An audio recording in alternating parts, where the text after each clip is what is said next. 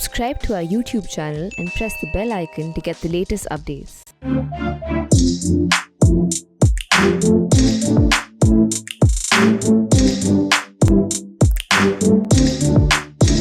If there's one thing that has dominated our mind space all of last year and even this year so far, it's the COVID-19 pandemic. That's all that we've thought about, that's all that we've talked about.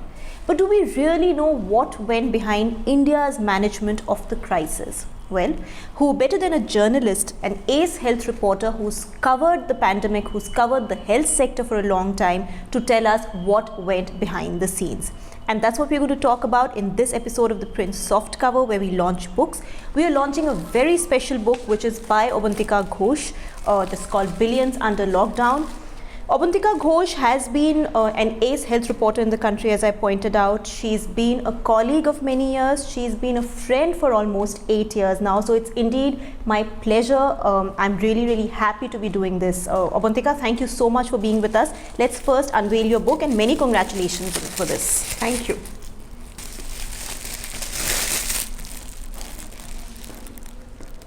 It's called Billions Under Lockdown, the inside story of India's fight against COVID-19. It's a Bloomsbury publication. As you can see, the book is out on the stand, so you must pick up your copy right away. But let's have Avantika talk about it a little bit. So Avantika, how does it feel? The book is out. How are you feeling now? Amazing, and it's yet to sink in actually. So yeah. Surreal feeling, as it were. Yeah, surreal feeling. Right. Okay, so Avantika, strangely enough, at the beginning of the book, you've mentioned that journalists are often accused of having a short memory. Now, that may be the case, but I do believe that journalists who write books like you do not have short memories, and which is why you're able to document things so well. And as I told my viewers, this is an authoritative account of India's fight against COVID-19. So, from your memory and from the fact that you've covered the pandemic, you've traveled also to cover the pandemic, what would you say has been India's COVID story? I think India's COVID story has been a mixed bag. We started off with a lot of deficiencies, testing deficiency. Our public health infrastructure is, as has been talked about for a long time now, it's not commensurate at all with the kind of populations we have. Also, our labs were not equipped, our manufacturing was not equipped, but it has also been a story of how quickly people adapted, how quickly Indian scientists adapted. It's a success story of Indian scientists, from those days when we did not have enough testing kits to now when we have 2 vaccines. Both of them are manufactured in India, one of them is indigenously developed. So the story has been, how to turn adversity into opportunity. And also I think India was lucky in some sense because it came to us late. By the time it came to India, we had understood the importance of things like steroids and oxygen. We had learned from countries like Italy that saw so much death. But in the end, I think India's story actually is that, India was saved either by God or by science. And I say this because there have been many missteps, there have been testing scams, the questions have been raised about whether we are detecting all the cases that we have. But one thing that cannot be hidden is deaths. And if deaths are going to be if deaths were that high as Europe say, our national case fatality ratio is about half of the global average. If we saw those kinds of deaths, that is a number that could not have been hidden. So obviously something has happened in India and also in South Asia in which the disease, either because of our immunity or maybe it's a strain of the virus, we do not know, but something has helped us, and why I say science is all that we really did not detect enough cases, and that is how we developed herd immunity. So that is my argument for saying science or God. Right. So Avantika, at one point in the book you mentioned how there was this meeting on COVID in January 2020, I think 8th of Jan, if I'm not wrong, and how that got little or no coverage in the media. From there to COVID making headlines every single day, I don't remember the last time COVID story was not on the front pages of a newspaper. How have things changed? What, according to you, was the turning point or the watershed when India realized this was a demon to fight and this was not an easy battle, that this was a big, big deal? I would say the first watershed moment was the Delhi case. You know, the three men who came in from Austria, and the Mayur Vihar case in Delhi, and his two brothers-in-law who traveled to Agra. So that was the first time, you know, across two cities from the same source, we had two different clusters. And Agra, in fact, I mean, that's another dirty word, but Agra, in fact, was the first time that a Government of India document actually admitted community transmission. So that was one, and also I think it sort of sent such shivers down everybody's spines because there was a school involved, and you know, there were children, and it was still a new disease. Parents did not know what to do. They panicked. They did not know whether to get tested. They did not know whether to get sanitized. You know, it was complete mayhem, if I may use the word. Right. That was one watershed, and the other watershed really, and I think that really told the entire country that we are facing something which is unprecedented, is when it was about 9th or 10th March, Holi, when Prime Minister Modi tweeted 10th March, I remember, because that was when the crisis in Madhya Pradesh, the political crisis had erupted, and I had to rush to Bhopal, so I remember the date. Right. So 10th March was Holi, and that is when Prime Minister Modi had tweeted and said that I am not going to play Holi. Please do not play Holi. Please avoid playing, you know, so crowds. No Holi Millons. No Holi Millons, right. That was, I think, another sort of very astounding moment when people realized that something is happening that has not happened before, and we need to be careful. People, I think, still played Holi, but somehow it was the beginning of the message percolating that it is not business as usual.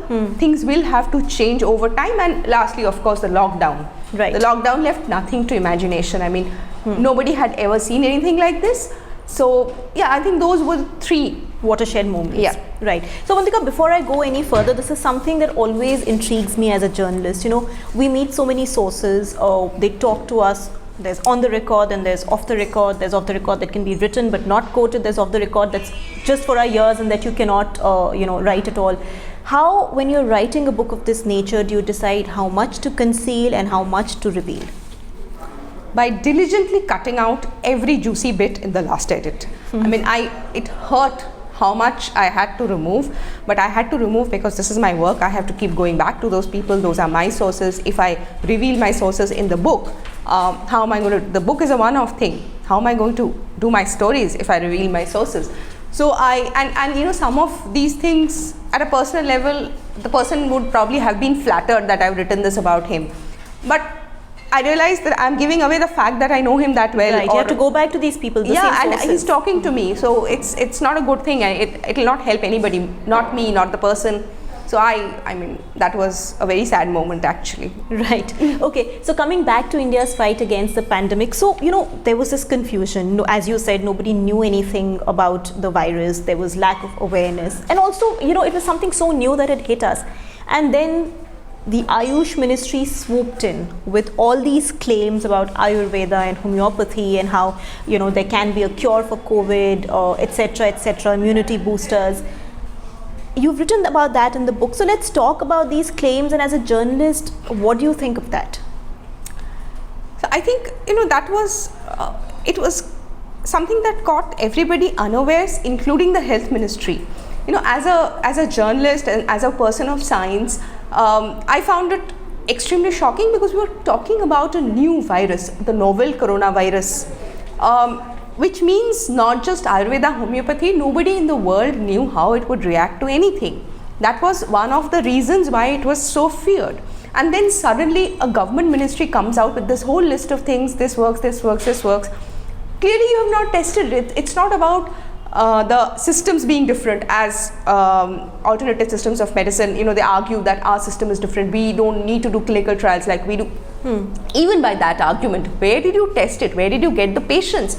When this came out, I think we had some 400, 500 cases. Right. And even the health ministry was not prepared, which is why there was a lot of sort of, confusion that happened, and immediately afterwards there was a clarification that said, no, sorry, this doesn't cure COVID. This is simply an immune booster. But immune booster again is a very problematic word, because nobody is, scientists are not sure that whether immunity is like a pump that you can put boost. Air in and boost. Right. It's a complicated mechanism. Whether eating something boosts your immunity is a difficult question to tackle, really. But I think the damage that they really did was, even after they withdrew that circular, all these things that were in the list, they were being circulated over WhatsApp. Everybody was saying, I need this. So people were stocking up on arsenicum album. I think that is the damage, and that is the risk that we run when especially government departments do such kind of activisty governance, that you don't have enough data, but you've said something, and once you've said something, right, no matter, it's out there. Your so the news has spread. Yeah, your withdrawal, you may have withdrawn it, but it will not generate as much news as the actual press release. Right. So Avantika, talking about India's lack of preparedness, you've also talked about stinginess in testing in your book. We were not testing enough, but are we testing enough now? Because for lay people, it seems like even now, when there is a fresh surge in Maharashtra, for instance, it's said that the state is not testing enough. So what has changed from then to now? So now I think some states are testing enough. Kerala, for example, is testing about double the national average. Maharashtra is a different question. It's still not testing enough. It is below the national average, which is surprising, because when we started off, our testing regimen was very restrictive, and there was a reason for that, because if we had opened up testing at that point, we could not have possibly had enough kits to test all those who needed to be tested urgently. Now, I think that was a different matter. We had resource limitations. Right now, testing is a matter of administrative will, which I think is the problem in Maharashtra. Or maybe, many states are looking at COVID from the numbers prism. So they think, if I don't test enough, I will not get enough numbers, so my numbers will look good. But that's not the way to look at it, and that is why there is a separate chapter in the book on Kerala, because Kerala understood. You travelled to Kerala, in fact. Yeah, and Kerala understood the disease before anybody else. They realized that cases is not something we can stop. Our business is to catch them as early as possible and to prevent deaths. And they had primed their field officers so well that when I was talking to the Kasaragod DM, and Kasaragod is a very small, underdeveloped district at the northernmost tip of Kerala, fisher folks, poor hygiene standards, not very educated. But he told me, Madam, I do not have a tertiary care hospital in my district. That is why I had 2 deaths. If I had a hospital, even those 2 deaths would not have happened. That's the kind of priming that had happened. And he was regretting even those 2 deaths, because for them the goal was not to keep cases down, it was to keep mortalities down. Right. And I think that is something that every state sort of needs to adapt now that we are officially, some states are in the second wave and many others are probably looking at it. That's the outlook that states need to adapt now. Right. So Avantika, at one point there were all these projections being made about how the caseload in India would be, how many cases India would have by say June, July, and then there was talk about the shortage of ICU beds, the shortage of beds with ventilators. In some projections that almost seemed like a doomsday scenario, and you've talked about that in your book with lots of numbers and lots of data. So if you could just tell us a little bit about that. So yeah, we have increased hospital beds phenomenally, we have increased ventilators phenomenally, and remember, we have done it at a time when there was a lockdown, testing kits, hospital beds, ventilators, there was a lockdown, there were restrictions on getting things in, so something like a ventilator, is usually imported. But indigenous ventilators were developed. We saw car companies, because they were almost out of work because there were no cars being sold during lockdown. Car companies tried making ventilators. There were a lot of startups that were trying to make ventilators. We increased our hospital beds phenomenally. We had beds in these trains, which I'm afraid were not as used as they had to be, because by the time the surges happened, say the first surge happened in Delhi in June, a non-AC train compartment was impossible to use as isolation facility. And then, then after we had got all the ventilators in place, or we were trying to get, there was a process that had been set to get ventilators, then we realized that, ventilators are not actually panacea, in Delhi, for example, doctors realized soon that if you rush a patient into a ventilator, the patient becomes susceptible to other infections. Then bringing the patient out is a bigger problem. It's much better that you put the patient early on oxygen rather than pushing a ventilator. Right. So in the end, even though we moved so fast on ventilators, we didn't need all of them.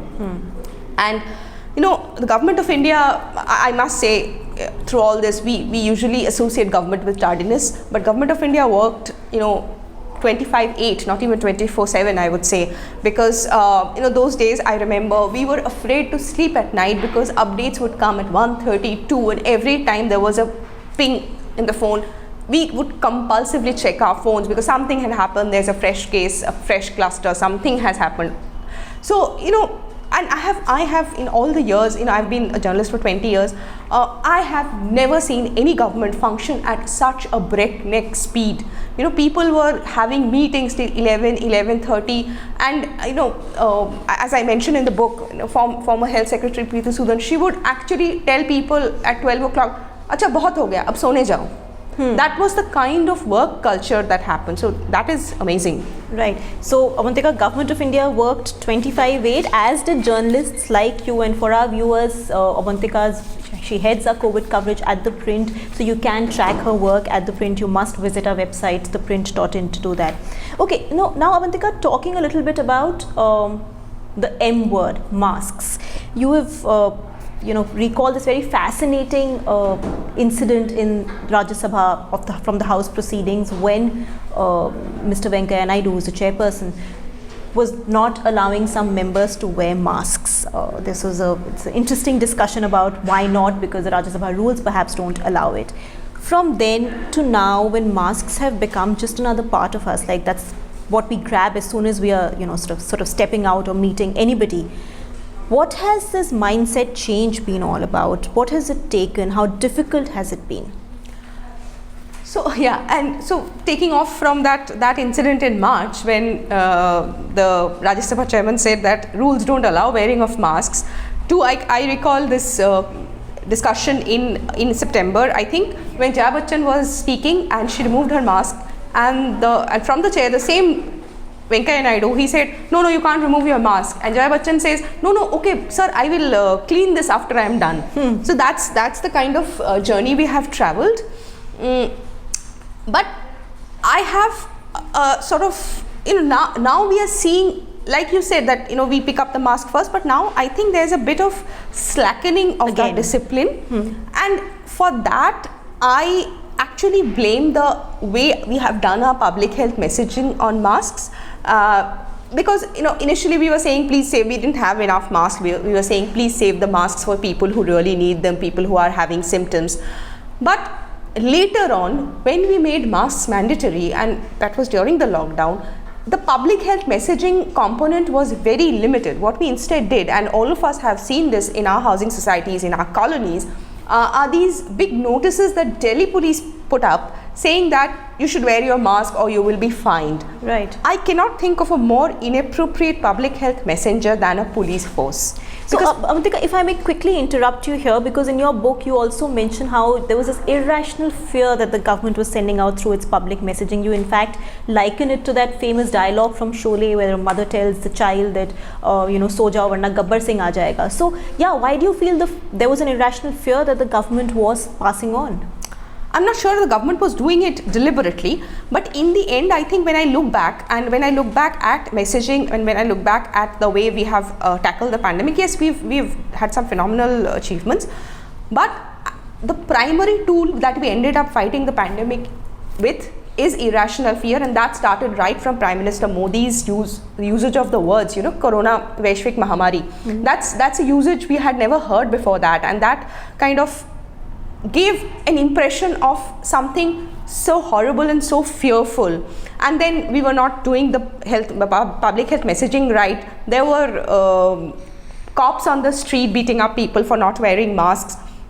The way we were withholding information. For example, when there was a clamor that India is not testing enough, the simple answer was that no, we do not have enough testing kits. We are doing the best we can given the circumstances. Instead, we went on a tangent and said no. If WHO is saying test, we are doing isolate. Even now, government is loath to give out information about how many deaths have happened post-vaccination. I'm told there have been 71, but last week when we asked at the COVID briefing, we were told we will give you the number. As I keep saying, government officers were hoarding information as if it's a fixed deposit in which they will get interest. And that withholding of information is what breeds fear, because you're not explaining things. You're simply talking down to them and telling them that this is like this.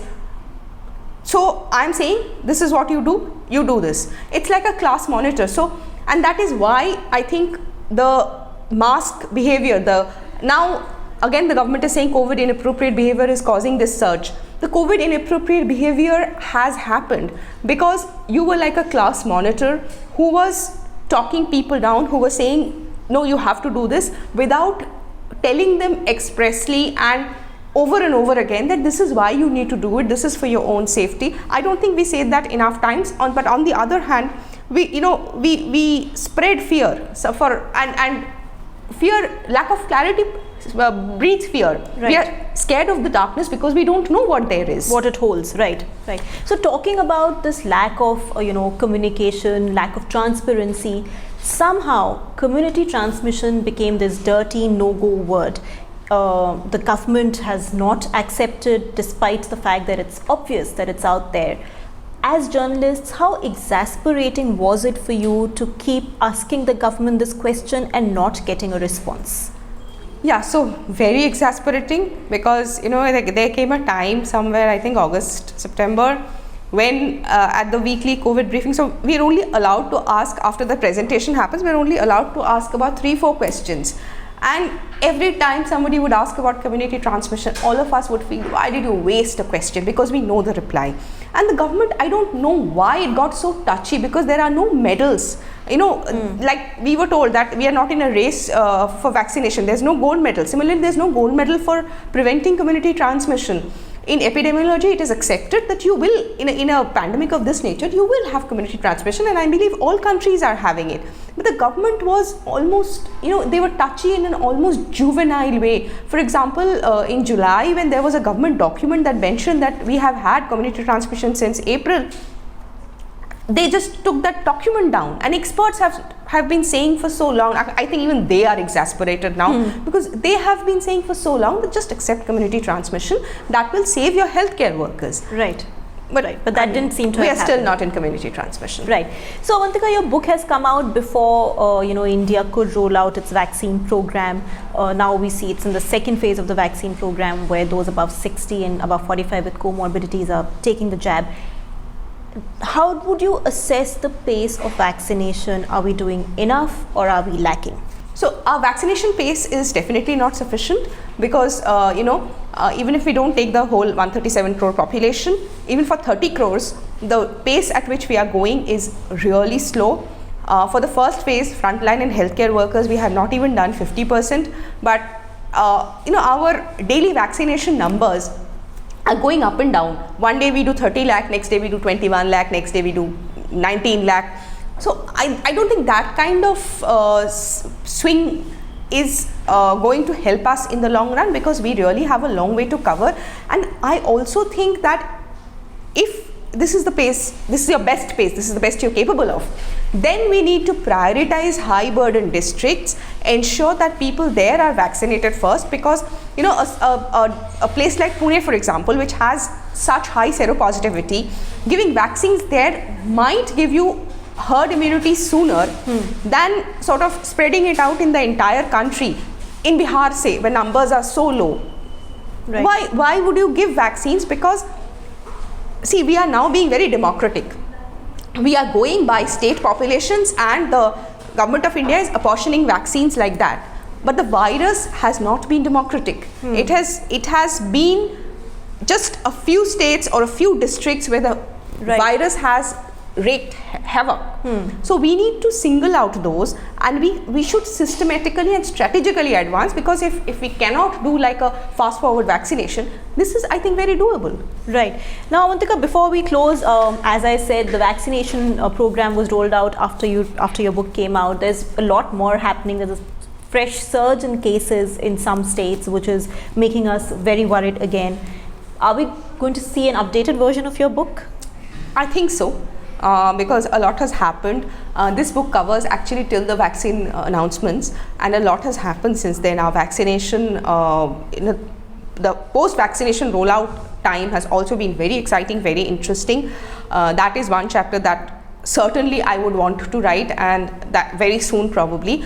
But another thing is, I would, for the rest of the thing, I don't think the pandemic is over. So we'll need to see how the second wave plays out to really do additions, so that this is a comprehensive book on COVID, the entirety of the pandemic in the country. Right. Now, Avantika, there are so many more questions I want to ask you. I also wanted to congratulate you on the very, very wonderful book you've written, but I didn't do it in person. I thought I'll do it on camera. It's an authoritative, as I said, account of India's fight against COVID-19. But I don't want to ask too many questions. I want to leave something for our readers and viewers to be able to go and pick up the book and read.